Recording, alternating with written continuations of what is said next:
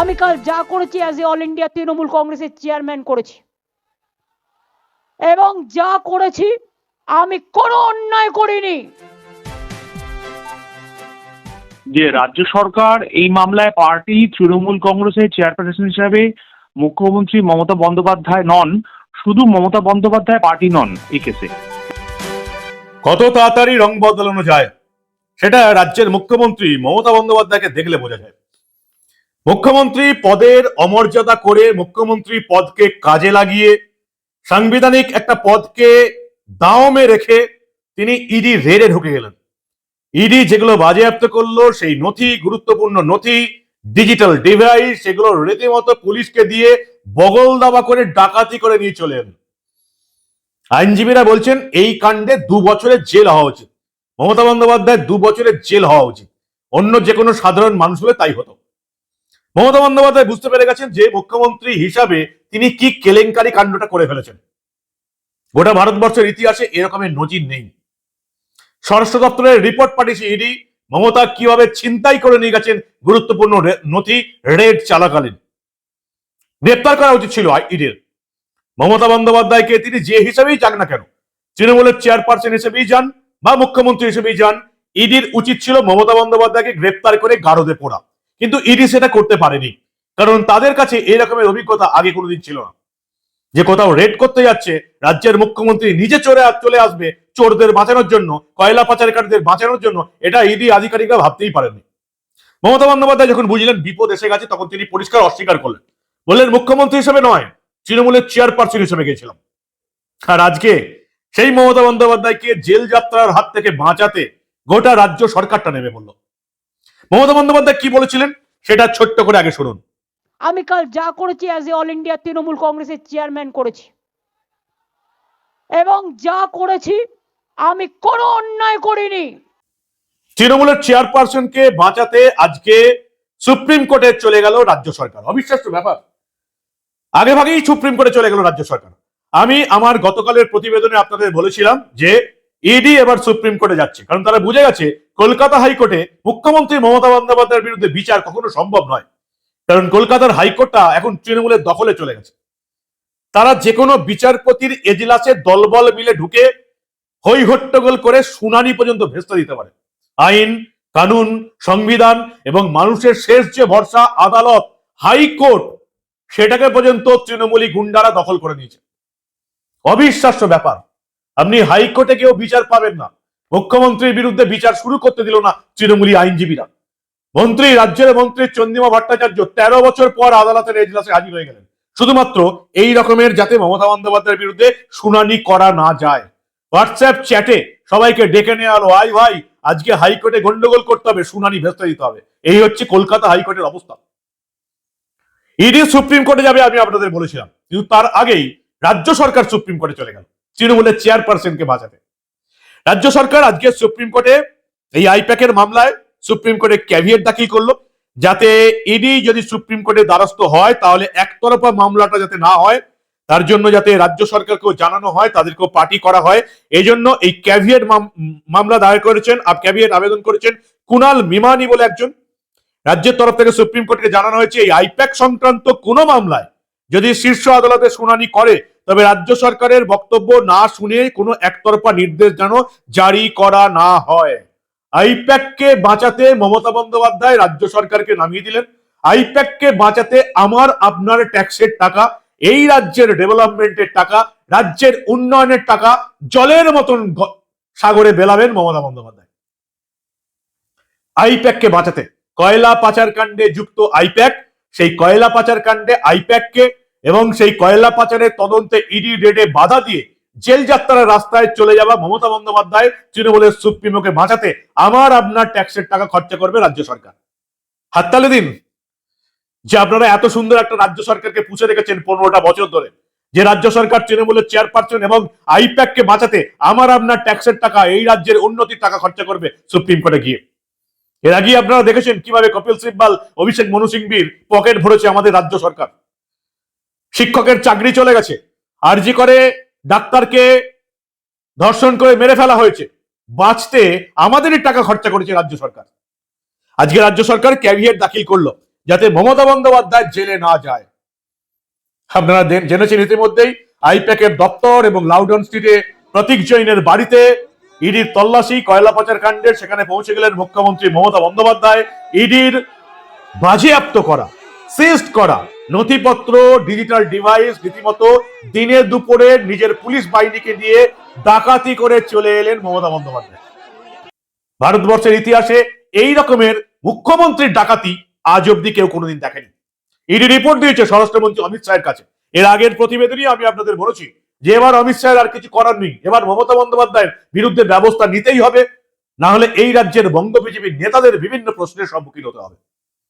এত বড় কাণ্ড ঘটানোর পর যদি অমিত শাহের স্বরাষ্ট্র দপ্তর মমতা বন্দ্যোপাধ্যায়ের বিরুদ্ধে ব্যবস্থা না নেয়, তাহলে এই রাজ্যে আইন কানুন সংবিধান বলে আর কিছু থাকবে না। মমতার পুলিশ ইতিমধ্যেই ইডির বিরুদ্ধে তদন্ত শুরু করেছে।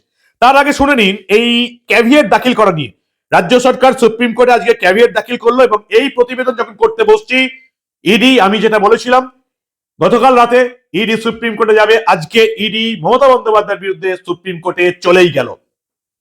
ফলে এখন ইডি আইপ্যাকের যে মামলা সেখানে নাক গলে দিলেন রাজ্য মুখ্যমন্ত্রী মমতা বন্দ্যোপাধ্যায়, এবং তারা ক্যাভিয়েট দাখিল করে দিল। এই নিয়ে কি বলছেন হাইকোর্টের আইনজীবী অঞ্জন ভট্টাচার্য, শুনুন আপনারা। এবং মমতা বন্দ্যোপাধ্যায় সেখানে বলেছেন যে আমি মুখ্যমন্ত্রী হিসেবে যাইনি, তৃণমূলের চেয়ারপারসন হিসেবে গেছিলাম। আজকে আমরা দেখলাম যে ইডি সুপ্রিম কোর্টে যাচ্ছে এবং সেই সুপ্রিম কোর্টে চলে গেল রাজ্য সরকার, এবং রাজ্য সরকার সেখানে ক্যাভিয়েট দাখিল করলো। তাহলে মমতা বন্দ্যোপাধ্যায় যদি তৃণমূলের চেয়ারপারসন হিসেবে যেতেন, তাহলে কি এই ক্যাভিয়েটটা তৃণমূলের তরফ থেকে দাখিল করা উচিত ছিল নাকি?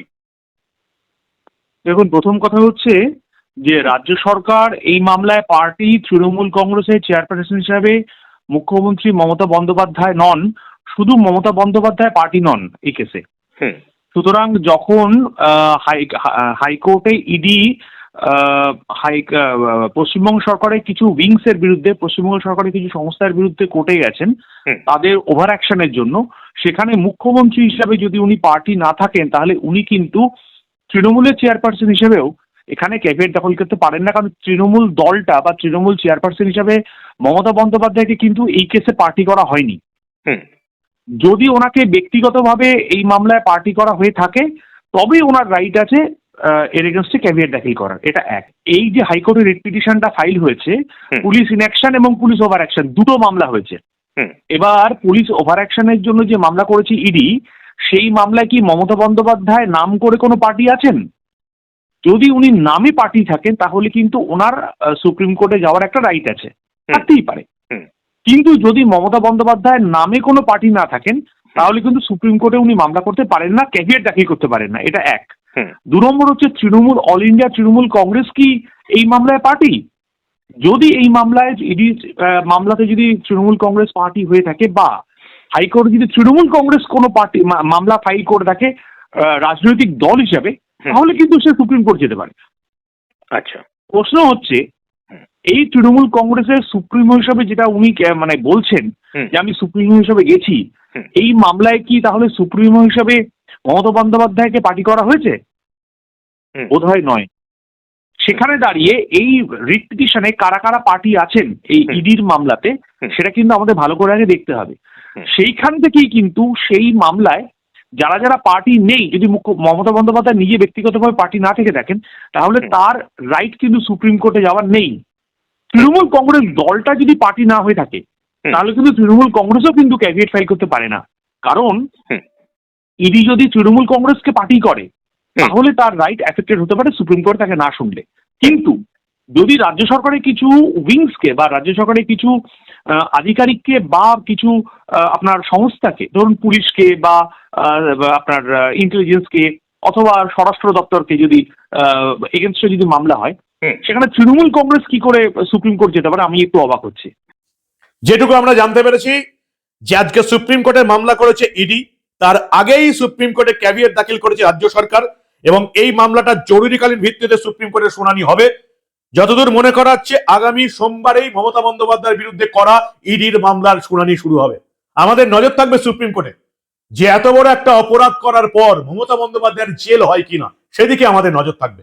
যদি মমতা বন্দ্যোপাধ্যায় জেলে না যায় তাহলে এই রাজ্যের মানুষের আইন কানুন সুপ্রিম কোর্ট হাইকোর্টের উপর থেকে যে বিশ্বাস একবারে উঠে যাবে সেটা আর বলার অপেক্ষা রাখে না, এবং সেই সঙ্গে দেশের স্বরাষ্ট্র দপ্তরের উপর থেকেও যে মানুষের বিশ্বাস উঠে যাবে সেটাও আর বলার অপেক্ষা রাখে না। ভয়ঙ্কর অপরাধ করেছেন মমতা বন্দ্যোপাধ্যায়, এবং শুধু অপরাধ করেছেন নয়, তিনি তার দলদাস এবং অনুগত চটিচাটা পুলিশকে দিয়ে আরো বড় অপরাধ করাচ্ছেন। ইডি একটা সাংবিধানিক সংস্থা, দেশের কেন্দ্রীয় গোয়েন্দা সংস্থা, তার বিরুদ্ধে মামলা করছে কলকাতা পুলিশ। স্বরাষ্ট্র দপ্তর কি চুপ করে থাকবে?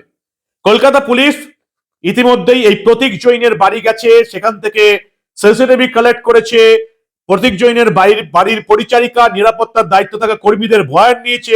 পুলিশ এখন চিহ্নিত করার চেষ্টা করছে, শনাক্ত করানোর চেষ্টা করছে কোন কোন ইডির আধিকারিকরা এই রেডে গিয়েছিলেন, তল্লাচিতে গিয়েছিলেন, কোন কোন সিআরপিএফ বা সিআইএসএফ জওয়ানরা এখানে গিয়েছিলেন। প্রত্যেককে নোটিশ পাঠানো হবে এবং কলকাতা পুলিশ জেরা করবে। এরপরেও যদি আপনারা মনে না করেন এই রাজ্যে আইন কানুন বিপদে পড়ে গেছে, এই রাজ্যে কলকাতা পুলিশের হাতে সংবিধান সংকটে পড়ে গেছে, তাহলে আপনারা মূর্খের স্বর্গে বাস করছেন। মমতা বন্দ্যোপাধ্যায় তার পুলিশকে নামিয়ে দিয়েছে একটা কেন্দ্রীয় সরকারের সংস্থার বিরুদ্ধে তদন্ত করতে। ইডি রেড করতে গেল প্রতীক জৈনের বাড়িতে, সেখানে বাধা দিতে ছুটল মমতা বন্দ্যোপাধ্যায়ের পুলিশ, কলকাতার পুলিশ কমিশনার মনোজ পন্থ এবং বাকিরা, এই যে প্রিয়ব্রত রায়, ডিসি সাউথ, তারা গেলেন। কলকাতা পুলিশ ইডির বিরুদ্ধে মামলা করলো, পুলিশের কাজে বাধা দেওয়া হয়েছে এবং অন্যায়ভাবে অনুপ্রবেশ করেছে ইডি। কত বড় অন্যায় এবং অপরাধ কলকাতা পুলিশ আজকে করছে দেশের একটা কেন্দ্রীয় সংস্থার বিরুদ্ধে, এটা এই বাংলার প্রতিটা মানুষের বোঝা দরকার। মমতা বন্দ্যোপাধ্যায়ের আন্ডারে গিয়ে কলকাতা পুলিশ এখন দেশ বিরোধী কাজ করছে। শুধুমাত্র এখন আর কলকাতা পুলিশ চটিচাটা দলদাস বা মমতার অনুগত নয়, তারা দেশের বিরুদ্ধে গিয়ে কাজ করছে, দেশের আইন কানুনের বিরুদ্ধে গিয়ে কাজ করছে, দেশের সংবিধানের বিরুদ্ধে গিয়ে কাজ করছে। দেশের সংবিধান স্বীকৃত একটা গোয়েন্দা সংস্থা ইডির বিরুদ্ধে মামলা করছে কলকাতা পুলিশ। এই প্রত্যেকটা আইপিএস কে স্বরাষ্ট্র দপ্তর, অমিত শাহের দপ্তর কি ব্যবস্থা নেয় সেদিকে আমাদের নজর থাকবে। কলকাতার এক আইনজীবী অঞ্জন ভট্টাচার্য, তিনি আমাদের এই নিয়ে কি বলছেন দেখুন আপনারা। কলকাতা পুলিশ ওখানে কোনো কাজ করছিল না, ইডি সকালবেলা গিয়েছিল রেড করতে। তো সেখানে দাঁড়িয়ে কলকাতা পুলিশের এই মানে কাজে হস্তক্ষেপ করার জায়গাটা বোধহয় দাঁড়ায় না, যতটুকু আমি আইনটা জানি। কিন্তু ইডি আজকে স্বরাষ্ট্র মন্ত্রকে যে রিপোর্টটা দিচ্ছে যে তারা যেগুলো সিজড করেছিল, বাজেয়াপ্ত করেছিল, সেই নথি মমতা বন্দ্যোপাধ্যায় প্রায় ডাকাতি করে নিয়ে চলে এসেছেন। এটা একটা তো ভয়ঙ্কর কাণ্ড, ভয়ঙ্কর অপরাধ। একদমই তাই, শুধু তাই নয়, মানে এই মুহূর্তে দাঁড়িয়ে আপনার একটা মানে কনস্টিটিউশনাল ভ্যাকিউম তৈরি হয়েছে। মানে এইটা যদি প্রেসিডেন্ট হয়ে যায়, যে আমি দেখেছেন শেখ শাহজাহানের ক্ষেত্রেও কিন্তু এই জিনিসটা হয়েছিল, যখন ওখানে রেড করেছিল ইডি, তখন কিন্তু সমস্ত স্টেট এজেন্সির মানে হেল্প নিয়ে এই সমস্ত গুন্ডারা কিন্তু ঢুকে গেছিল ইডিকে মারতে বা ইডি অফিসারদের মারতে। ব্যাপারটা হচ্ছে যে যতক্ষণ পর্যন্ত ভারতবর্ষের মধ্যে সংবিধান স্বীকৃত একটা কেন্দ্রীয় শাসিত সংস্থা কোনো জায়গায় রেড করছে এবং তার সে অধিকার আছে, সেখানে দাঁড়িয়ে তার মানে কাজকর্মে ইন্টারফেয়ার করার কোনো রাইট বোধহয় রাজ্য সরকারের নেই, যদি সেখানে রাজ্য সরকারের কোনো অফিস বা এজেন্সি ডিরেক্টলি ইনভলভ না থাকে। ইডির তরফ থেকে দ্রুত শুনানির আর্জি জানানো হয়েছে সুপ্রিম কোর্টে। ফলে সোমবার থেকে ইডি বনাম মমতা বন্দ্যোপাধ্যায়ের মামলা শুরু হচ্ছে। যে মামলাটা ইডি করছিল, যে তদন্তটা ইডি করছিল আইপ্যাকের কয়লা পাচারের বিরুদ্ধে, সেই কয়লা পাচার কাণ্ডে চেচে নিজের নাক গলিয়ে দিলেন মুখ্যমন্ত্রী মমতা বন্দ্যোপাধ্যায়। আমাদের রাজ্য সরকারকে টেনে নিয়ে চলে গেলেন সেই কয়লা পাচার মামলায়। কেন? এটাই তো সবচেয়ে বড় প্রশ্ন। কে আছে এই কয়লা পাচার মামলায়? কাকে বাঁচাতে মমতা বন্দ্যোপাধ্যায় মুখ্যমন্ত্রী হিসাবে রাজ্য সরকারকে টেনে নিয়ে গেলেন এই কয়লা পাচার মামলায়? কারা আছে? বিনয় মিশ্র আছে তো জানি, তৃণমূল যুবার অন্যতম সম্পাদক। তখন তার তৃণমূল যুবার মাথায় কে ছিলেন আপনারা সবাই জানেন। কয়লা পাচার কাণ্ডায় এই লালা বিনয় মিশ্রার সঙ্গে কে কে জড়িত আপনারা সবাই জানেন। শুধু এখন কোর্টে প্রমাণ হওয়ার অপেক্ষা, যে মামলায় মমতা বন্দ্যোপাধ্যায় রাজ্য সরকারকে ঢুকিয়ে দিলেন। কতদিন এই অরাজকতা সহ্য করবেন আপনারা? লজ্জা করে না আপনাদের? এত কাণ্ড দেখার পরেও যারা তৃণমূলকে ভোট দেয় তাদের গায়ে মানুষের চামড়া আছে বলে আমি অন্তত মনে করি না। একটা সুস্থ, স্বাভাবিক, শিক্ষিত মানুষ, এই রাজ্যের নাগরিক, এই দেশের নাগরিক কখনো মমতা বন্দ্যোপাধ্যায়ের এই নির্লজ্জ নোংরা দলটাকে ভোট দিতেই পারে না। পাপের ফল ভোগ করতে হবে তাদের প্রত্যেককে, যারা তৃণমূলকে এখনো সাপোর্ট করে যাচ্ছে এবং তৃণমূলকে বিধানসভা নির্বাচনে ভোট দেবে। পাপের ফল এই জন্মেই শোধ করে যেতে হবে। একটা চরমতম নোংরা দল, দেশ বিরোধী দল, চোর দুর্নীতিবাজ একটা দল, তোষণবাজ দল 15 বছর ধরে আমাদের রাজ্যে শাসন ব্যবস্থায় রয়ে গেছে, যাদের একটা পাড়ার ক্লাব চালানোর যোগ্যতা নেই। চুরি এবং দুর্নীতি ছাড়া এই দলটার কিছু নেই।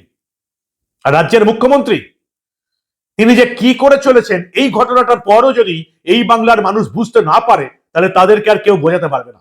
তাদের জেগে ঘুমিয়ে থাকা ঘুম ভাঙাবে এমন সাধ্য কারণ নেই। সোমবার থেকে সুপ্রিম কোর্টে ইডি বনাম মমতা বন্দ্যোপাধ্যায় সেট করে মমতা বন্দ্যোপাধ্যায় এখন রাজ্য সরকারকেও জুড়ে দিলেন। মানে ইডি বনাম রাজ্য সরকারের লড়াই শুরু হলো। আমাদের টাকার ধ্বংস, আমাদের ডেভেলপমেন্টের টাকা মমতা বন্দ্যোপাধ্যায় নিজের জেল যাত্রা আটকাতে ব্যবহার করবেন, সাধারণ মানুষের উন্নয়নের টাকা। এবং পুলিশ যেটা করছে, পুলিশ ইডির বিরুদ্ধে মামলা করেছে ভারতীয় ন্যায় সংহিতার 3/5 ধারায় অপরাধমূলক অভিপ্রায়, 303/2 ধারায়, 333/C ধারায় অনুপ্রবেশ, আইটি আইন 66 ধারায় পুলিশ, কলকাতা পুলিশ ইডির বিরুদ্ধে মামলা করেছে। ইডি রেড করতে গেল, কলকাতা পুলিশ মামলা করলো, তাদের কাজে বাধা দেওয়া হয়েছে। ইডি কয়লা পাচার কাণ্ডে প্রতীক জৈনের বাড়িতে রেড করতে গেল, কলকাতা পুলিশ মামলা করলো বেআইনি অনুপ্রবেশ। কতদিন এই পুলিশের বাঁদরামি আমরা সহ্য করব? কতদিন এই আইপিএস দের আইন ভাঙা, এই আইপিএস দের সংবিধান ভাঙা কেন্দ্রের স্বরাষ্ট্র দপ্তর সহ্য করবে? সেটাই হচ্ছে সবচেয়ে বড় প্রশ্ন। কি হচ্ছে এই রাজ্যে? কেন্দ্র সরকার কতদিন উদাসীন থাকবে? কেন্দ্রের স্বরাষ্ট্র মন্ত্রক অমিত শাহের দপ্তর এই জিনিস আর কতদিন দেখতে থাকবে? এটাই কিন্তু শেষ। আপাতত যেটা দেখতে পাচ্ছি, ইডি সুপ্রিম কোর্টে গেছে এবং ইডি সুপ্রিম কোর্টে এই লড়াইটা মমতা বন্দ্যোপাধ্যায়ের বিরুদ্ধে কিভাবে লড়াই করে সেদিকে আমাদের নজর থাকবে।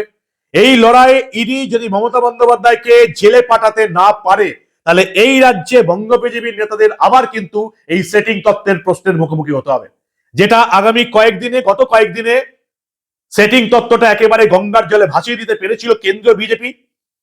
আইপ্যাকের অফিসে রেড করে, প্রতীক জৈনের বাড়িতে রেড করে, এবং সেখানে কলকাতা হাইকোর্টে মমতা বন্দ্যোপাধ্যায়ের বিরুদ্ধে মামলা করে, এবং সুপ্রিম কোর্টে মমতা বন্দ্যোপাধ্যায়ের বিরুদ্ধে গিয়ে এখন অব্দি এই সেটিং তত্ত্বটাকে দূরে রাখতে পেরেছে কেন্দ্রীয় বিজেপি।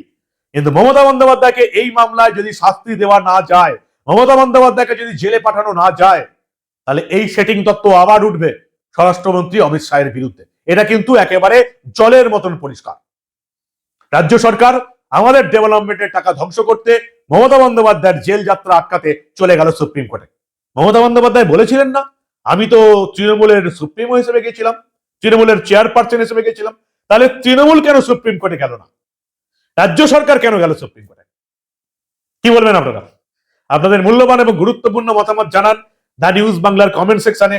দেখতে থাকুন দা নিউজ বাংলা। আমরা আবার বাংলার মিডিয়া, বাংলার বিখ্যাত সাংবাদিকরা এই রকমের ঘটনা বলার সাহস না রাখলেও, চেপে যাবার চেষ্টা করলেও, আমরা মমতা বন্দ্যোপাধ্যায় বনাম ইডি এই ঘটনার কোনো ঘটনা চেপে রাখতে দেব না।